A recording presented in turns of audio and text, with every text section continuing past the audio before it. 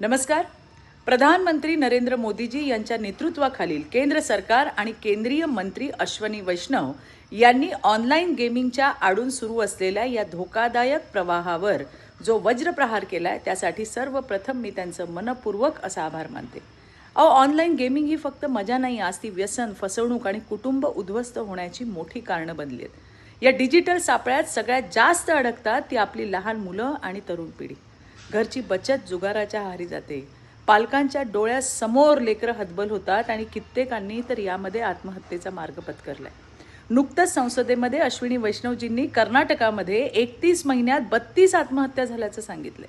हे आकडे फक्त आकडे नाहीत, ही कुटुंब उद्ध्वस्त झाली आहेत. गाझियाबादमध्ये ऑनलाईन गेमिंगच्या माध्यमातून धर्मांतर आणि जिहादी विचारसरणी पसरवली जात असल्याचं सत्य आता उघड झालंय.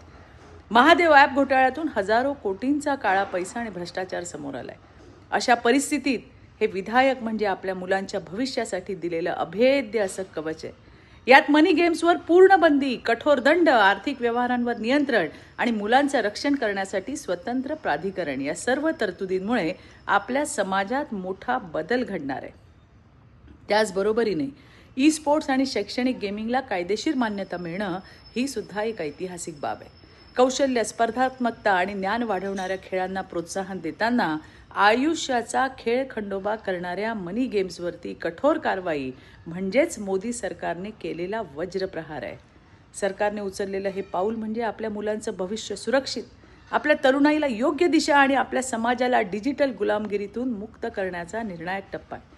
मी पुन्हा एकदा केंद्र सरकारचे आणि मंत्री अश्विनी वैष्णवजी यांचा आभार मानते की त्यांनी देशाच्या घराघरातील आई वडिलांच्या काळजाचा आवाज ऐकलाय आणि एक निर्णायक पाऊल उचललंय. जय हिंद, जय महाराष्ट्र.